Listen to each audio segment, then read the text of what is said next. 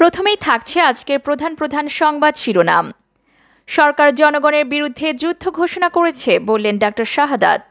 নির্বাচন কমিশন আজ্ঞাবহ দাস। আচরণবিধি ভেঙে ভোট কেন্দ্রে এমপি মমতাজ। নূর হোসেন হত্যার মামলা হলো না কেন? কুমিল্লায় ভোটের শুরুতে সংঘর্ষে 5 জন আহত।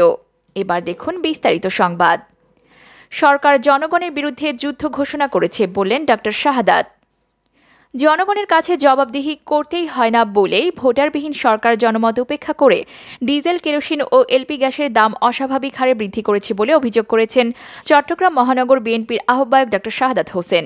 বুধবার 10 নভেম্বর বিকেলে নসিমন ভবনের দলীয় কার্যালয়ে মাঠে তেল, গ্যাস ও দ্রব্যমূল্য বৃদ্ধির প্রতিবাদে চট্টগ্রাম মহানগর বিএনপির বিক্ষোভ সমাবেশে সভাপতির বক্তব্যে এসব কথা বলেন।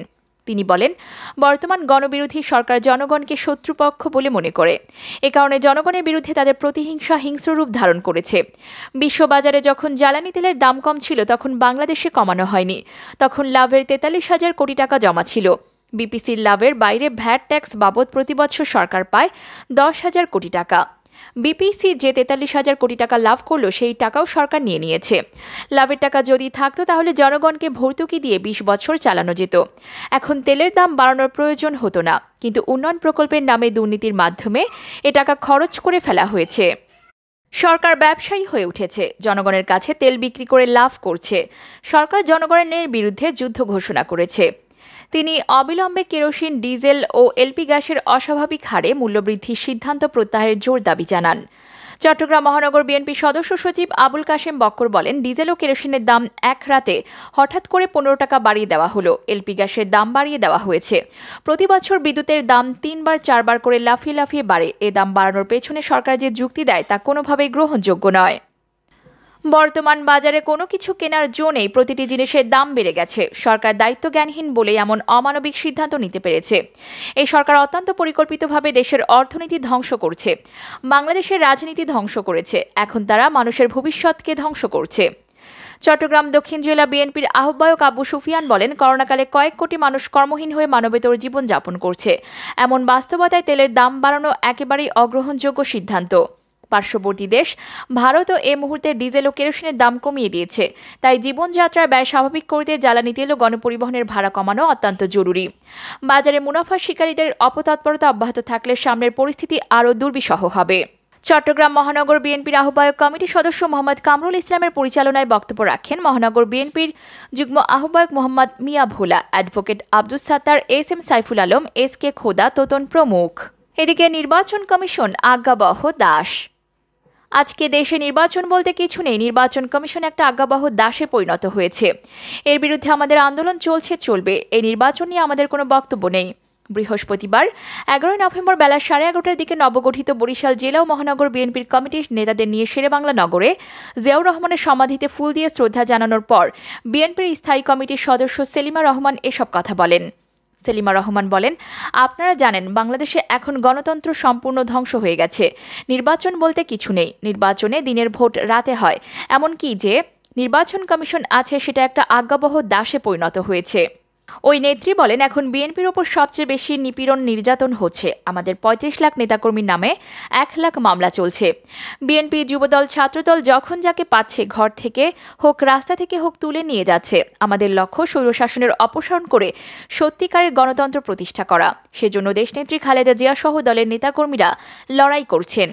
ইউপি নির্বাচনের বিষয়ে এক প্রশ্নের জবাবে সেলিমা রহমান বলেন, আমরা আগেও বলেছি এই সরকার যতদিন থাকবে ততদিন নির্বাচন করে কোনো লাভ নেই।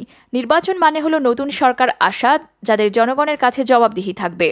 সেখানে জবাবদিহি ছাড়া ভোটবিহীন ইউপি নির্বাচন হচ্ছে। প্রতিদিন খবরের কাগজ খুললেই দেখবেন নিজেদের মধ্যে মারামারি। যে বেশি প্রভাবশালী সেই কিন্তু প্রতীক এবং ক্ষমতা কুক্ষিগত করছে। যুবলীগ নিহত হচ্ছে, 2 ভাই নিহত হচ্ছে। কাজে নির্বাচন হয়েছে বাকি হয়নি সে ব্যাপারে কোনো মন্তব্য করতে চায় না। এটা কোনো নির্বাচন না, তারা একদলীয় ক্ষমতা কুক্ষিগত করতে এসব করছে। তিনি আরও বলেন, নির্বাচনে আমরা তখনই যাব যখন নির্দলীয় নিরপেক্ষ তত্ত্বাবধায়ক হবে। এখন আমরা নির্বাচনে যাওয়ার কোনো ধরনের চিন্তাভাবনা করছি না। আমরা এই সরকারের অধীনে নির্বাচনে যাব না। এ সময় তার সঙ্গে আরও উপস্থিত ছিলেন বিএনপির vice chairman advocate Zainul Abedin, সাবেক সংসদ সদস্য জহির উদ্দিন স্বপন, সদস্য সচিব মীর জাহিদুল কবির জাহিদ প্রমুখ। এদিকে আচরণবিধি ভেঙে ভোট কেন্দ্রে এমপি মমতাজ। মানিকগঞ্জের সিংগাইর উপজেলায় দ্বিতীয় ধাপে ইউপি নির্বাচনে স্থানীয় সংসদ সদস্যদের যাওয়া নির্বাচনী আচরণবিধি লঙ্ঘন হলেও সে বিষয়ে তোয়াক্কা না করেই কেন্দ্র পরিদর্শনে করছেন এমপি মমতাজ বেগম। বৃহস্পতিবার 11 নভেম্বর দুপুর 12:15টার দিকে সিংগাইর উপজেলার চারিগ্রাম ইউনিয়ন পরিষদের চারিগ্রাম সরকারি প্রাথমিক বিদ্যালয়ের কেন্দ্র পরিদর্শনে আসেন মানিকগঞ্জ 2 আসনের সংসদ সদস্য মমতাজ বেগম। এমপি মমতাজ বেগম বলেন, প্রশাসনের সঙ্গে আলাপ করে আমি এখানে এসেছি। তারা বলেছে আপনি যেতে পারেন। আপনাকে দেখে ভোটাররা ভয় পাবে কিনা এমন প্রশ্নের উত্তরে তিনি বলেন, আমাকে দেখে ভোটাররা ভয় পায় না, বরং আমি না গেলে মন খারাপ করবে। তারা বলে, মাস্ক খুলেন, একটু আপনাকে দেখি। আমাকে দেখে তারা খুশি হয় আর ভোট দিয়েও তারা খুশি হয়। জেলা নির্বাচন কর্মকর্তা শেখ মোহাম্মদ হাবিবুর রহমান বলেন, ইউপি নির্বাচনে স্থানীয় সংসদ সদস্যদের যাওয়ার কোনো সুযোগ নেই। বিষয়টি খোঁজ নিয়ে ব্যবস্থা নিচ্ছি। এদিকে নূর হোসেন হত্যার মামলা হলো না কেন? জাতীয় পার্টি চেয়ারম্যান ও বিরোধী দলীয় উপনেতা জিএম কাদের বলেছেন, নিরপেক্ষ তদন্তের মাধ্যমে নূর হোসেন হত্যার প্রকৃত রহস্য উদ্ঘাটন করতে হবে। আমরা নূর হোসেন হত্যার বিচার চাই। বুধবার 10 নভেম্বর দুপুরে বনানী কার্যালয়ে মিলনায়তনে গণতন্ত্র দিবস উপলক্ষে আয়োজিত আলোচনা সভায় তিনি একথা বলেন। তিনি বলেন, কেন নূর হোসেন হত্যার পোস্টমর্টেম রিপোর্ট প্রকাশ হলো না? আজ দেশের মানুষ জানতে চায় কেন নূর হোসেন হত্যা মামলা হলো না। 1991 সালের পর সাবেক রাষ্ট্রপতি হুসেন মোহাম্মদ এরশাদের নামে অসংখ্য মামলা হয়েছে, কিন্তু নূর হোসেন হত্যার মামলা হলো না কেন?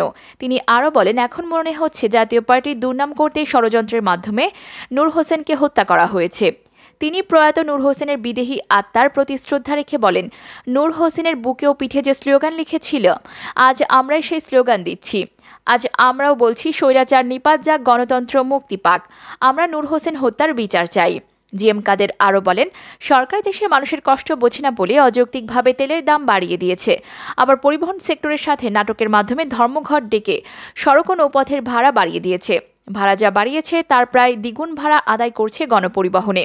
কিন্তু দেখার কেউ নেই, অসহনীয় কষ্টে আছে দেশের মানুষ। তেলের দাম বাড়ার সঙ্গে প্রতিটি পণ্যের দাম বেড়ে যাবে, মানুষের জীবনযাত্রার ব্যয় বেড়ে যাবে। এ সময় জাতীয় পার্টি মহাসচিব মোহাম্মদ মুজিবুল হক চুন্নু বলেন, দেশে গণতন্ত্র নেই, দেশের মানুষকে গণতন্ত্রের প্রকৃত স্বাদ ফিরিয়ে দিতে জাতীয় পার্টির রাজনীতি। এদিকে কুমিল্লায় ভোটের শুরুতে সংঘর্ষে 5 জন আহত। কুমিল্লায় ইউনিয়ন পরিষদ নির্বাচনে দুই পক্ষের সংঘর্ষে 5 জন আহত হয়েছে বলে খবর পাওয়া গেছে। কুমিল্লা জেলা পুলিশের অতিরিক্ত police super M Tanvir Ahmed জানান, বৃহস্পতিবার সকাল 8:15 কুমিল্লা মেঘনা উপজেলার চালিভাঙ্গা ইউনিয়ন পরিষদ নির্বাচনের ভোট গ্রহণ শুরুর আগে রামপ্রসাদের চর সরকারি প্রাথমিক বিদ্যালয় কেন্দ্রে টেটা বল্লম নিয়ে সংঘর্ষ বাধে। এ সময় 4 নভেম্বর চালিভাঙ্গা ইউনিয়নে আওয়ামী লীগের বিদ্রোহী প্রার্থী হুমায়ুন কবির সহ 5 জন আহত হয়েছেন। আহত বাকিদের নাম পরিচয় জানা যায়নি।